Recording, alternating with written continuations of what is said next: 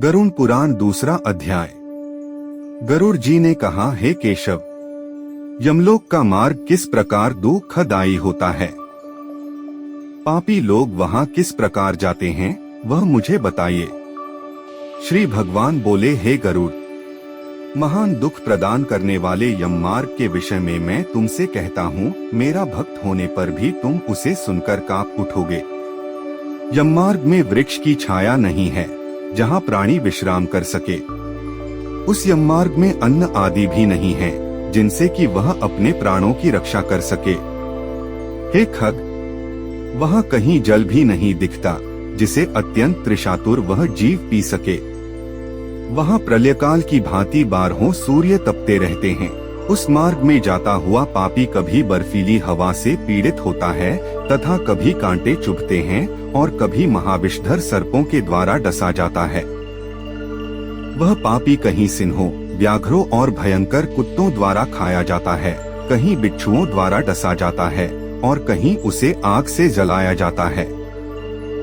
तब कहीं अति भयंकर महान असिपत्रवन नामक नरक में वह पहुंचता है, जो 2000 योजन विस्तार वाला कहा गया है। वह वन कौओं, उल्लुओं, वटों, पक्षी विशेषों, गीधों, सर्गों तथा डांसों से व्याप्त है। उसमें चारों ओर दावाग्नि व्याप्त है। असिपत्र के पत्तों से वह जीव उस वन में छिन्न भिन्न हो जाता है। कहीं अंधे कुएं में गिरता है, कहीं विकट पर्वत से गिरता है, कहीं छुरे की धार पर चलता है तो कहीं कीलों के ऊपर चलता है।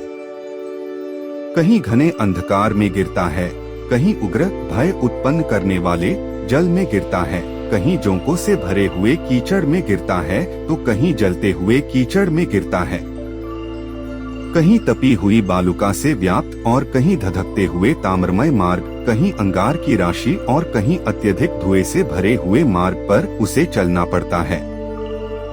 कहीं अंगार की वृष्टि होती है, कहीं बिजली गिरने के साथ शिलावृष्टि होती है, कहीं रक्त की, कहीं शस्त्र की और कहीं गर्म जल की वृष्टि होती है, कहीं खारे कीचड़ की वृष्टि होती है। मार्ग में कहीं गहरी खाई है, कहीं पर्वत शिखरों की चढ़ाई है और कहीं कंदराओं में प्रवेश करना पड़ता है।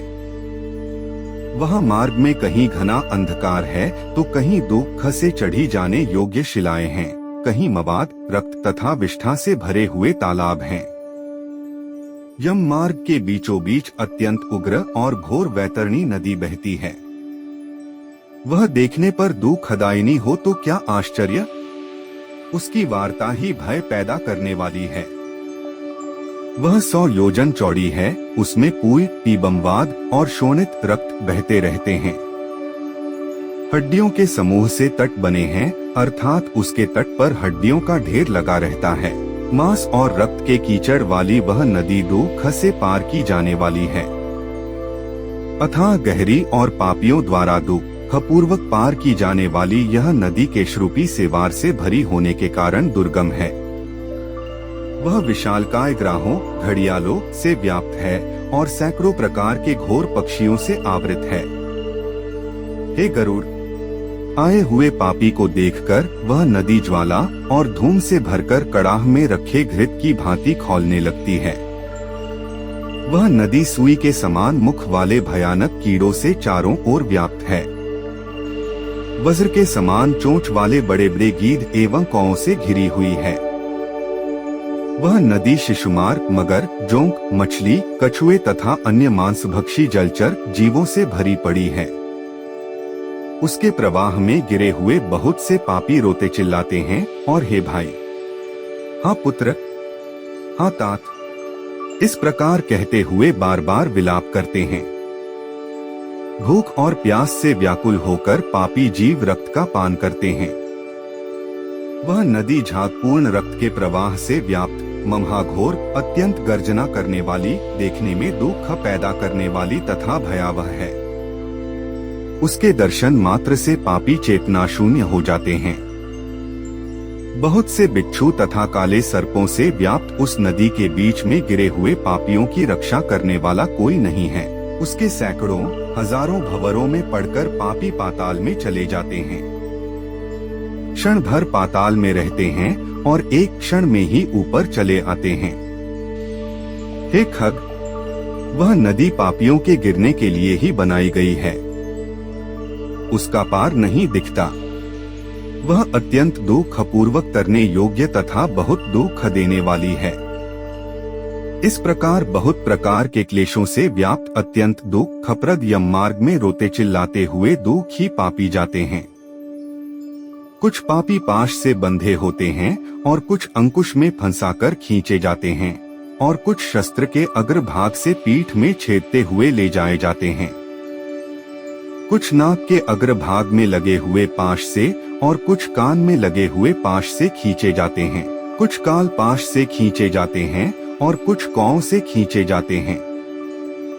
वे पापी गर्दन, हाथ तथा पैर में जंजीर से बंधे हुए तथा अपनी पीठ पर लोहे के भार को ढोते हुए मार्ग पर चलते हैं। अत्यंत घोर यमदूतों के द्वारा मुद्गरों से पीटे जाते हुए वे मुख से रक्त वमन करते हुए तथा वमन किए हुए रक्त को पुनः पीते हुए जाते हैं। उस समय अपने दुष्कर्मों को सोचते हुए प्राणी अत्यंत ग्लानि का अनुभव करते हैं और अतीव दुखित होकर यमलोक को जाते हैं। इस प्रकार यम मार्ग में जाता हुआ वह मंदबुद्धि प्राणी हा पुत्र, हा पौत्र, इस प्रकार पुत्र और पौत्रों को पुकारते हुए हाय हाय इस प्रकार विलाप करते हुए पश्चाताप की ज्वाला से जलता रहता है। वह विचार करता है कि महान पुण्य के संबंध से मनुष्य जन्म प्राप्त होता है। उसे प्राप्त कर भी मैंने धर्माचरण नहीं किया। यह मैंने क्या किया? मैंने दान दिया नहीं, अग्नि में हवन किया नहीं, तपस्या की नहीं, देवताओं की भी पूजा की नहीं, विधि विधान से तीर्थ सेवा की नहीं। अत हे जीव, जो तुमने किया है उसी का फल भोगो।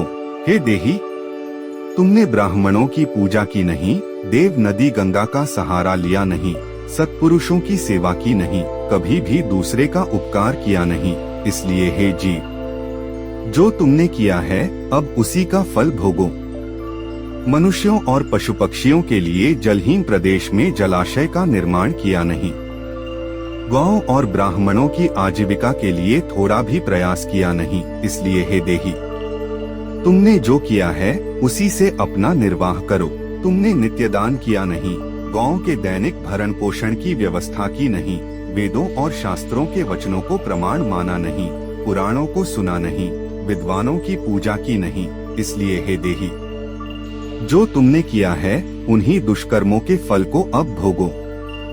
नारी जीव भी पश्चाताप करते हुए कहता है, मैंने पति की हितकर आज्ञा का पालन किया नहीं, पातिव्रत्य धर्म का कभी पालन किया नहीं और गुरुजनों को गौरवोचित सम्मान कभी दिया नहीं। इसलिए हे देहन, जो तुमने किया उसी का अब फल भोगो। धर्म की बुद्धि से एकमात्र पति की सेवा की नहीं और पति की मृत्यु हो जाने पर वहने प्रवेश करके उनका अनुगम किया नहीं, वैधव्य प्राप्त करके त्यागमय जीवन व्यतीत किया नहीं। इसलिए हे देहन, जैसा किया उसका फल अब भोगो।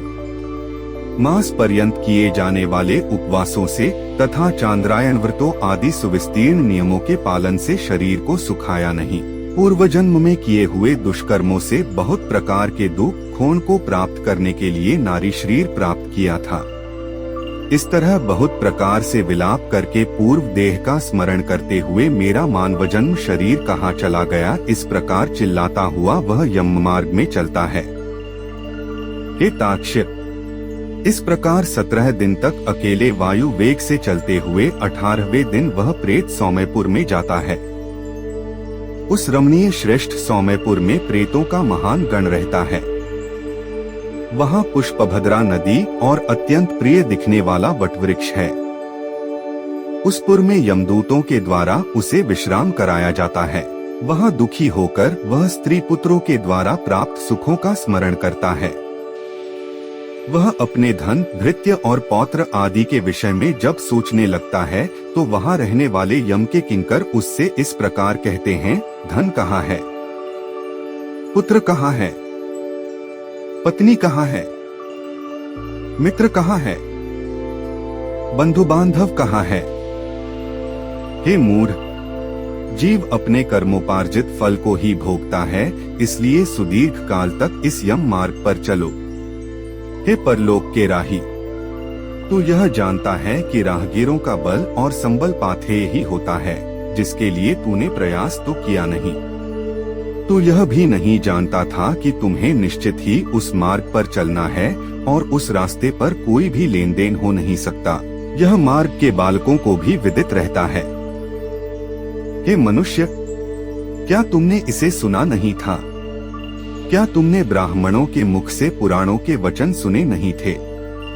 इस प्रकार कहकर मुदगरों से पीटा जाता हुआ वह जीव गिरते पड़ते दौड़ते हुए बलपूर्वक पाशों से खींचा जाता है।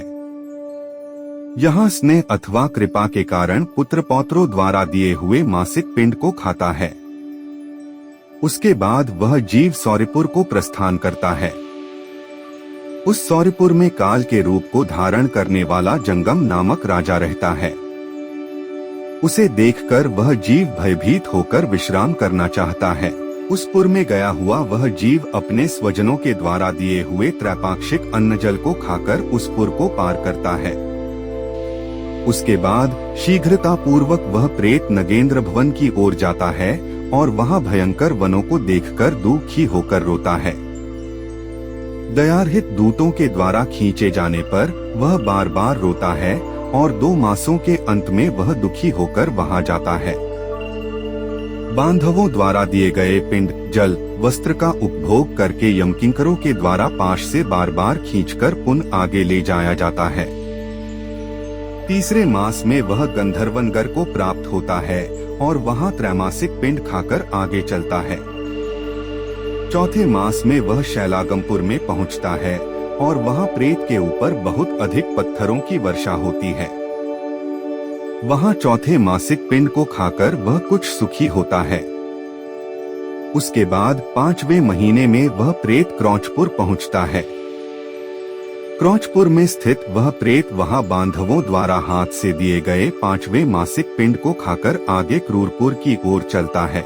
5.5 मास के बाद बांधवों द्वारा प्रदत्त 59 मासिक पिंड और घटदान से तृप्त होकर वह वहां आधे मुहूर्त तक विश्राम करके यमदूतों के द्वारा डराए जाने पर दुख से कांपता हुआ उस पुर को छोड़कर चित्रभवन नामक पुर को जाता है, जहां यम का छोटा भाई विचित्र नाम वाला राजा राज्य करता है। उस विशाल शरीर वाले राजा को देखकर जब वह जीव डर से भागता है, तब सामने आकर कैवर धीवर उससे यह कहते हैं, हम इस महावैतरणी नदी को पार करने वालों के लिए नाव लेकर आए हैं। यदि तुम्हारा इस प्रकार का पुण्य हो तो इसमें बैठ सकते हो। तत्वदर्शी मुनियों ने दान को ही वितरण, देना या बांटना कहा है। यह वैतरणी नदी वितरण के द्वारा ही पार की जा सकती है, इसलिए इसको वैतरणी कहा जाता है। यदि तुमने वैतरणी गौ का दान किया हो तो नौका तुम्हारे पास आएगी, अन्यथा नहीं। उनके से वचन सुनकर प्रेत हा दे सा कहता है। उस प्रेत को देखकर वह नदी खौलने लगती है और उसे देखकर प्रेत अत्यंत क्रंदन विलाप करने लगता है। जिसने अपने जीवन में कभी दान दिया ही नहीं, सा पापात्मा उसी वैतरणी में डूबता है। तब आकाश मार्ग से चलने वाले दूत उसके मुख में कांटा लगाकर बंसी से मछली की भांति उसे खींचते हुए पार ले जाते हैं। वहां षाण्मासिक पिंड खाकर वह अत्यधिक भूख से पीड़ित होकर विलाप करता हुआ आगे के रास्ते पर चलता है। 7वें मास में वह बहवापतपुर को जाता है और वहां अपने पुत्रों द्वारा दिए हुए 7वें मासिक पिंड को खाता है। हे पक्षीराज गरुड़, उस पुर को पार कर वह दुखद नामक पुर को जाता है। आकाश मार्ग से जाता हुआ वह महान दुख प्राप्त करता है। वह 8वें मास में दिए हुए पिंड को खाकर आगे बढ़ता है और 9वां मास पूर्ण होने पर नानाक्रंदपुर को प्राप्त होता है। वह क्रंदन करते हुए अनेक भयावह क्रंदग्नों को देखकर स्वयं शून्य हृदय वाला वह जीव दुखी होकर आक्रंदन करने लगता है। उस पुर को छोड़कर वह यमदूतों के द्वारा भयभीत किया जाता हुआ 10वें महीने में अत्यंत कठिनाई से सुतप्तभवन नामक नगर में पहुंचता है। वहां पुत्रादि से पिंडदान और जलांजलि प्राप्त करके भी सुखी नहीं होता। 11वां मास पूरा होने पर वह रौद्रपुर को जाता है और पुत्रादि के द्वारा दिए हुए 11 मासिक पिंड को वहां खाता है। 11.5 मास बीतने पर वह जीव पयोवर्षण नामक नगर में पहुंचता है। वहाँ प्रेतों को दुख देने वाले मेघ घनघोर वर्षा करते हैं। वहाँ पर दुखी वह प्रेत उनाब्दिक श्राद्ध के पिंड को खाता है। इसके बाद वर्ष पूरा होने पर वह जीव शीताढ़ नामक नगर को प्राप्त होता है। वहाँ हिम से भी 100 गुनी अधिक महान ठंड पड़ती है। शीत से दुखी तथा क्षुधित वह जीव इस आशा से 10 दिशाओं में देखता है कि शायद कहीं कोई हमारा बांधव हो जो मेरे दुख को दूर कर सके। तब यम के दूत कहते हैं, तुम्हारा सा पुण्य कहाँ है। फिर वार्षिक पिंड को खाकर वह धैर्य धारण करता है। उसके बाद वर्ष के अंत में यमपुर के निकट पहुंचने पर वह प्रेत बहुभीतिपुर में जाकर हाथ भर माप के अपने शरीर को छोड़ देता है। हे पक्षी, पुण्य कर्म भोग के लिए अंगुष्ठ मात्र के वायुस्वरूप यातना देह को प्राप्त करके वह यमदूतों के साथ जाता है।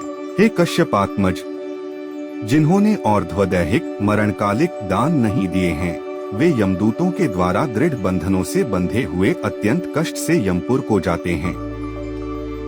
हे आकाशगामी, धर्मराजपुर में 4 द्वार है, जिनमें से दक्षिण द्वार के मार्ग का तुमसे वर्णन कर दिया। इस महान भयंकर मार्ग में भूख प्यास और श्रम से दुखी जीव जिस प्रकार जाते हैं, वह सब मैंने बतला दिया। अब और क्या सुनना चाहते हो। इस प्रकार गरुड़ पुराण के अंतर्गत सारोद्वार में यममार्ग निरूपण नामक दूसरा अध्याय पूर्ण हुआ।